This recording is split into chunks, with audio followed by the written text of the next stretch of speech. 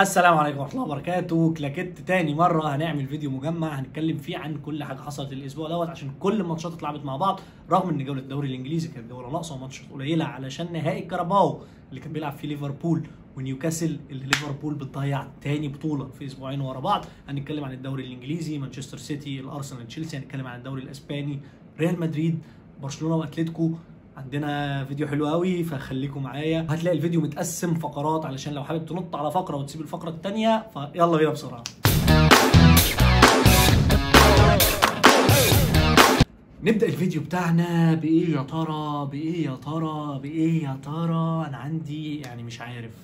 خلينا نقول نبدا الفيديو بليفربول ونهائي الكاراباو او نهائي كاس الدوري الانجليزي مع نيوكاسل، اللي انتهى بفوز نيوكاسل 2-1 على ليفربول. ليفربول بتخسر نهائي الكاس بعد ما كانت طايحه في الكل يمين وشمال.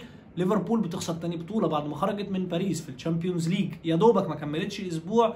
ليفربول بتعاني، ليفربول ضيعت بطولتين في 5 ايام.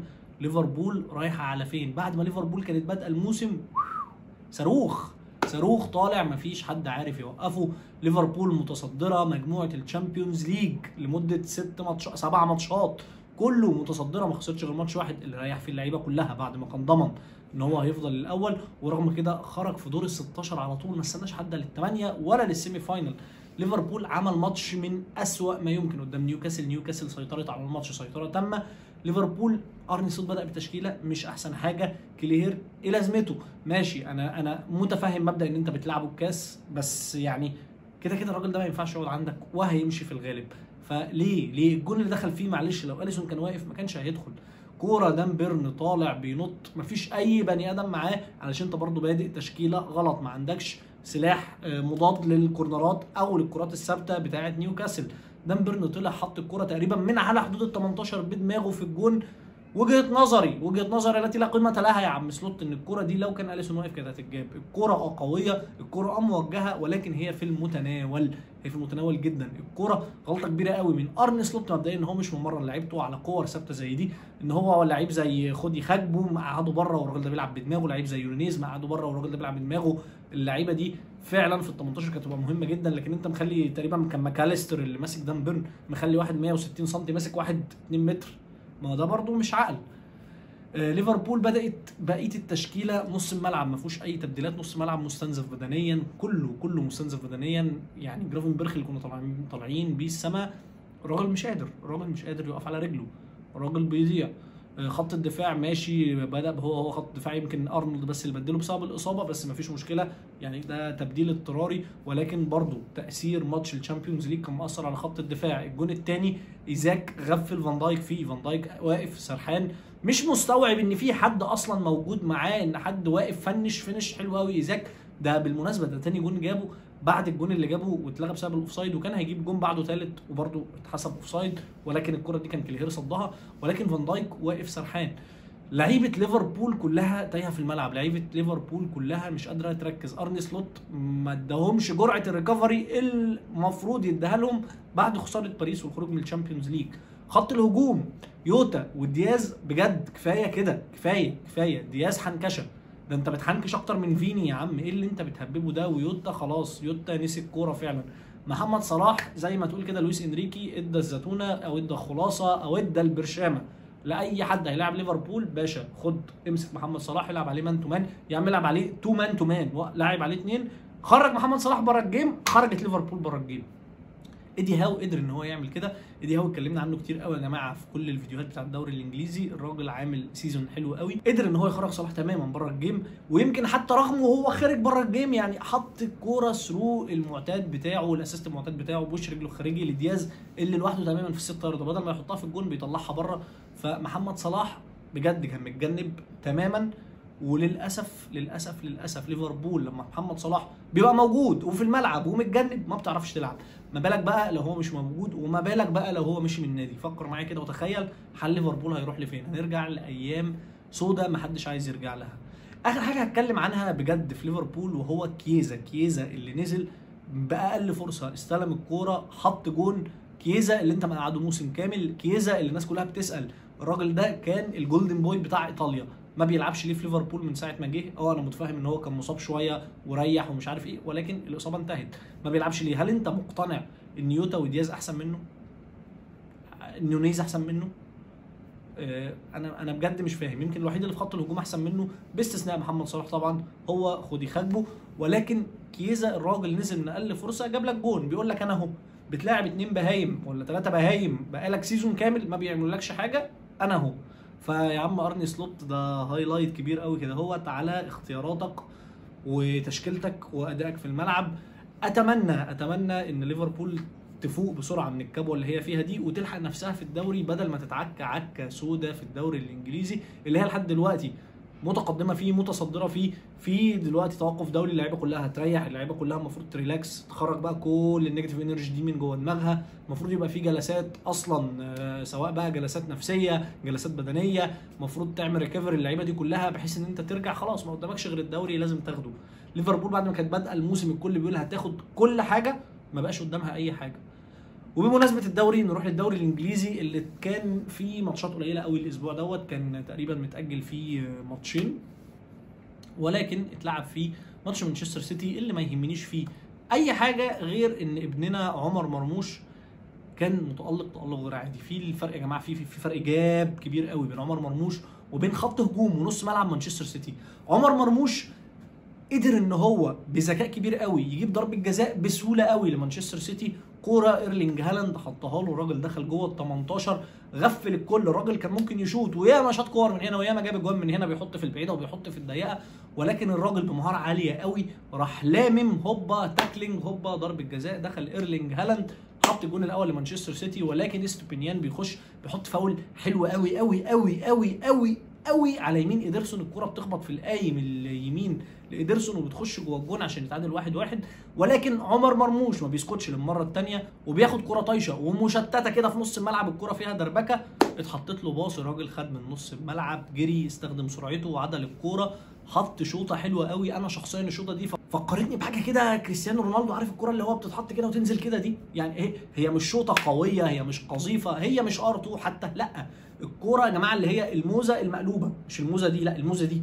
الراجل حط الكوره طلعت ونزلت كده في الجون، جون عالمي والله، جون عالمي، جون من بره ال 18 حلو قوي. فكرني الاجوان دي انا ما كنتش بشوفها بجد من ايام وين روني ومن ايام كريستيانو رونالدو. فعمر مرموش تالق غير عادي، يعني جاب لهم ضربه الجزاء الاولانيه وادى فرصه لمانشستر سيتي ان هي تتقدم مره، جاب لهم الجون الثاني واداهم فرصه ان هم يتقدموا 2، ولكن للاسف بيرجع يتعادلوا وياخدوا نقطه واحده من الماتش دوت. ولكن على الاقل خدوا نقطه احسن من تشيلسي اللي اتغلبت من ارسنال، لان خد بالك الصراع ما بينهم هما الاثنين على المركز الرابع وعلى مقعد الشامبيونز ليج. لان اعتقد والله اعلم ان الارسنال ونوتنغهام فورست هيبقوا الى حد ما ضامنين وجودهم الثاني والثالث، ايا كان مين هيبقى الثاني وايا كان مين هيبقى الثالث. نروح لماتش الارسنال وتشيلسي اللي خلص 1-0 للارسنال.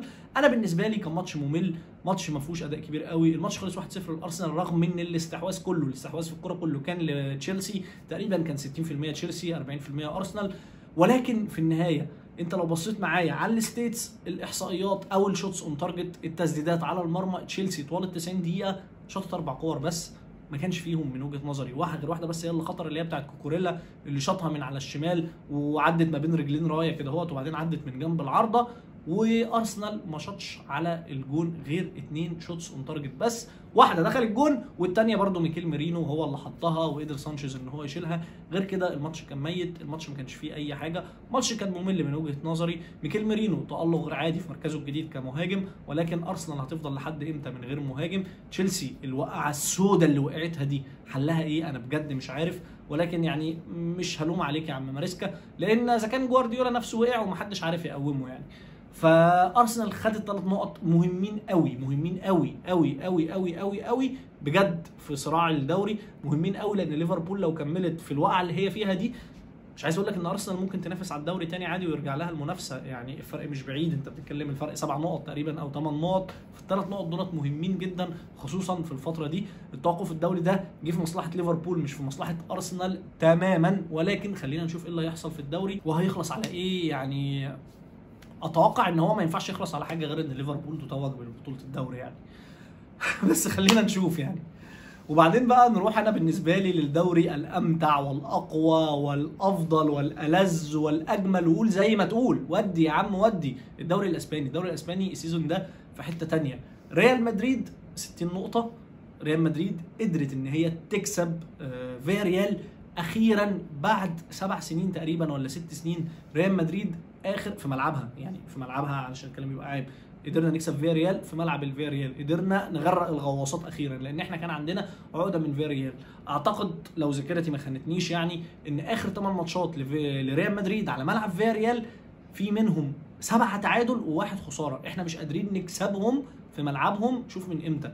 واخيرا اخيرا اخيرا اخيرا بفضل كيليان امبابي وتألق كيليان امبابي وبيلينجهام وتألق بيلينجهام وبعض اللعيبه زي رودريجو زي فالفيردي زي مودريتش اللي نزل قلب الماتش في اخر ثلث ساعه وهو ده وقته الحقيقي. قدرت ريال مدريد ان هي تكسب مش بفضل انشيلوتي، لان انشيلوتي بجد مازال من وجهه نظري سيء وهو بيجيب اخره معانا وده اخر سيزون ليه يعني وربنا يسامحه. ولكن ريال مدريد كان في الماتش دوت يعني عايز اقول ان هو في تطور عن ماتش اتلتيكو مدريد. ماتش اتلتيكو مدريد كان فيه استحواذ بالكوره رهيب ولكن بدون نتيجه، يعني ما كانش فيه البيلد اب، ما كنتش بتاخد الكوره وتتدرج على الملعب، تطلع من الدفاع لنص الهجوم، تقدر تعمل خطوره، تقدر تعمل عرضيات خطره، تقدر يعني تخش من العمق، تقدر تقتحم ال 18، تسديدات من بره. ما كانش فيه الكلام ده كله في ماتش اتلتيكو مدريد. كان اللعب بطيء قوي، الريتم بطيء قوي. ماتش فياريال كان غير كده. الماتش بدا الشوط الاول بدايه سيئه من ناحيه ريال مدريد. فياريال قدرت ان هي تتقدم بجون في وسط دربكه، تك تك تك تك، الكره دخلت جون من وجهه نظري جون تافه ملوش لازمه، ما كانش ليه لازمه ان هو يجي. ولكن اللي عاجبني ان ريال مدريد قدرت ترجع بالاول وقدرت ترجع بالثاني، وهتكلم عن اللي مش عاجبني بعدها.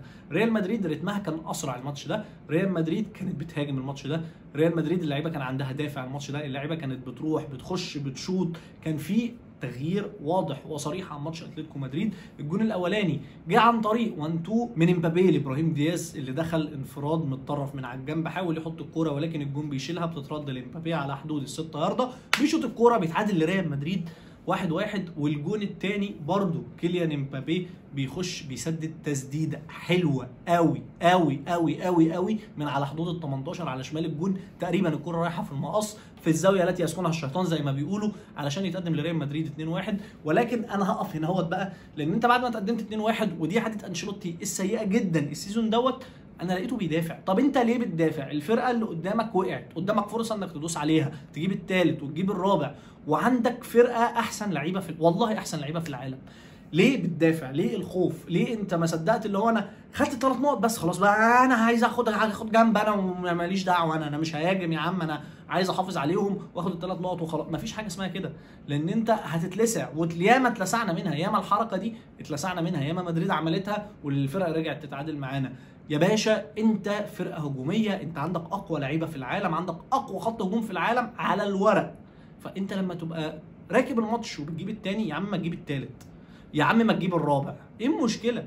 وخلص واذبح، ما تستناش. اتفرج يا عم على برشلونه وعلى عم هانز فليك اللي كان مغلوب 2-0 من اتلتيكو مدريد في الواندا متروبوليتانو لحد الدقيقه 70 ورجع 4-2. ده قصه ثانيه لوحده، هانز فليك ده قصه ثانيه لوحده، ويا بخت جمهور برشلونه بهانز فليك. ايه اللي انت بتعمله ده يا معلم؟ ايه اللي انت بوظت الكوره خلاص، انت اللي عملته في برشلونه السيزون ده بجد بوظ الكوره خلاص. هانز فليك لحد الدقيقه 70 مغلوب 2-0. الجون الاولاني عن طريق ابن سيميوني اللي غفل الكل، وبدل ما يشوط الكوره وهو كان تقريبا شبه طالع انفراد بيحط كوره عرضيه حلوه قوي ما حدش توقعها لخوليان الفاريز اللي بيحط الجون الاول. الجون الثاني انفراد اتضرب بيه مصيده التسلل كالعاده لهانز فليك اللي بيلعب لعب اقسم بالله بيلعب بالنار، خط الدفاع بتاعه طول ما هو متقدم. جالاجر ضرب مصيده التسلل طلع انفراد، سورلوس اصلا كان واقف في الاوفسايد بقاله ساعه لوحده، فضل يبطئ نفسه برضه اتلعبت له الكوره بالعرض، حط الجون الثاني. جونين بلاي ستيشن 2 فشخ ما فيهمش تفكير، يعني باصي وشوط باصي وشوط. اتلتيكو مدريد متقدمه 2-0 لحد الدقيقه 70. اقنعني ازاي يا عم سيميوني انت بدفاعك بفرقتك مش قادر تحافظ ثلث ساعه وانت كسبان 2-0، غير ان انت نجس والله العظيم. ما انت تتغلب من مدريد بكره الفاريز دي وبعدين تتغلب من برشلونه 4 وانت متقدم 2-0 لحد الدقيقه 70، فالموضوع فيه نجاسه، الموضوع ما فيهوش تفكير. ولكن هانز فليك قدر يلعب. مش هقول لك بقى هانز فليك والتاكتكس والكلام ده كله، لان انا الى حد ما ساعات ما بقتنعش بالتاكتكس بتاع هانز فليك علشان هو مدرب عنيد ومصمم على نفس التاكتكس في كل الماتشات، ولكن هانز فليك مدرب قوي جدا جدا جدا في حته النفسيه بتاعت اللعيبه. هانز فليك قدر يولع اللعيبه بتاعته، هانز فليك قدر يسخن اللعيبه بتاعته، ان حتى وهم مغلوبين 2-0 ومن اتلتيكو مدريد الفرقه اللي بتنافسهم على الدوري.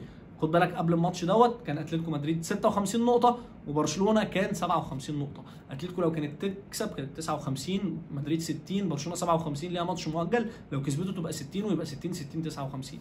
الوضع الحالي بقى 60 60 واتلتيكو مدريد 56 زي ما هي، فرق 4 نقط عنهم، وبرشلونه لو كسبت تبقى 63 تتصدر لوحدها، ولكن للوضع الحالي هي وريال مدريد متشاركين في الصداره. فالماتش كان قوي جدا، ماتش على الصداره حرفيا، الماتش مش ماتش اي كلام، وقدام اتلتيكو مدريد وفي الواندا متروبوليتانو وخسران 2-0، وتقدر ترجع لعيبتك، تقدر تدي لعيبتك الحماس، تقدر تزرع في لعيبتك روح ان هم يقدروا يرجعوا ويتعادلوا ويكسبوا، مش يكسبوا واحد، لا يكسبوا 4، يكسبوا 4 وبره ارضهم. فبجد شابوه هانز فليك، اللي انت عامله في اللعيبه ده مش طبيعي. انا مش هكلمك عن مستويات فنيه، لا انا هكلمك عن روح. عارف بقى روح الفانلة الحمراء بتاعت الاهلي ولا روح البطل بتاعت ريال مدريد؟ في روح هانز فليك، هي انا هسميها روح هانز فليك لان هي ملهاش مبرر، لان نفس اللعيبه دي مع برشلونه كانت معدومه، والله العظيم لعيبه معدومه، لكن هانز فليك زرع فيهم شيء محدش قادر يفهمه لغايه دلوقتي، خلاهم يحسوا من جواهم ان هم البطل، ان هم يقدروا يكسبوا اي حد بالواحد والاثنين والثلاثه والاربعه والخمسه. هنلاعب البايرن خد، هنلاعب مدريد خد، هتلاعب اتلتيكو خد، مش فارق معاهم. قدروا يرجعوا قدام بنفيكا في بنفيكا 5-4، قدروا يكسبوا بنفيكا وهم بيلعبوا مطرود منهم لعيب من اول الشوط الاولاني اللي هو كان كوبارسي، وكسبوا وهم بيلعبوا 10 لعيبه بس في البرتغال برضو. قدروا يكسبوا ريال مدريد، قدروا يكسبوا البايرن، قدروا يرجعوا قدام اتلتيكو مدريد في ماتش الكاس 4-4، وقدروا يرجعوا ويكسبوا اتلتيكو في الدوري في الواندا متروبوليتانا 4-2. فاللي هانز فليك عامله والله العظيم دي طفره، بوظت بيها الكوره، بوظت بيها الدوري الاسباني، وانا مش عارف انت رايح على فين. التكتكس بتاعته انا من وجهه نظري ان هي فيها مشاكل كتير، وجهه نظري ان هو مدرب عنيد، مدرب مصمم على تكتكس واحده مش راضي يغيرها، ودي مش حاجه صح، دي مشكله كبيره قوي. هل هيقدر يكمل بنفس الريتم ده؟ لان احنا شفناه في نص السيزون او في اخر الدور الاولاني من السيزون واول الدور الثاني هانز فليك وقع في بتاع 7 8 ماتشات. هل في ال7 8 ماتشات اللي باقيين في الدوري هانز فليك هيقدر يكمل بنفس الوتيره؟ لان هو لو كمل بنفس الوتيره انا اضمن لك من دلوقتي وابصم بالعشره ان الدوري الاسباني والتشامبيونز ليج بتوع برشلونه وكاتالونيا هتفرح الموسم ده. ولكن هل هيقع ويحصل دروب زي اللي حصل في الدور الاول ولا لا؟ يا ريت تنزل تكتب لي في الكومنتات وتقول لي ايه رايك في موضوع هانز فليك دوت، وبرشلونه تقدر تكمل كده الموسم ده ولا لا؟ وقول لي توقعاتك للدوري الاسباني اللي مولعها الموسم دوت، برشلونه وريال مدريد واتلتيكو، ما تقدرش تعرف مين فيهم اللي هيتصدر فعلا، اللي بيلعب فيهم ماتش الاول بياخد الصداره كل اسبوع على كده. فخلينا نشوف ايه اللي هيحصل، ولحد الاسبوع الجاي استودعكم الله، كل سنه وانتم طيبين، رمضان كريم، يعني ربنا يجعله شهر كده اهوت كله خير وكل الناس تحقق اللي نفسها فيه. لو عجبك الفيديو يا ريت تنزل تعمل لايك وشير، ولسه ما اشتركتش في القناه اعمل سبسكرايب وفعل زر الجرس عشان تجيلك الفيديوهات الجديده. انزل اكتب لي في الكومنتات تاني قول لي فكره الفيديو المجمع دوت نتكلم فيه على دوري انجليزي، دوري اسباني، كاس الكاراباو الاسبوع كله، حلو ولا نرجع نقسمها فيديوهات منفصله تاني؟ لحد ما اشوفكم المره الجايه، تشاو.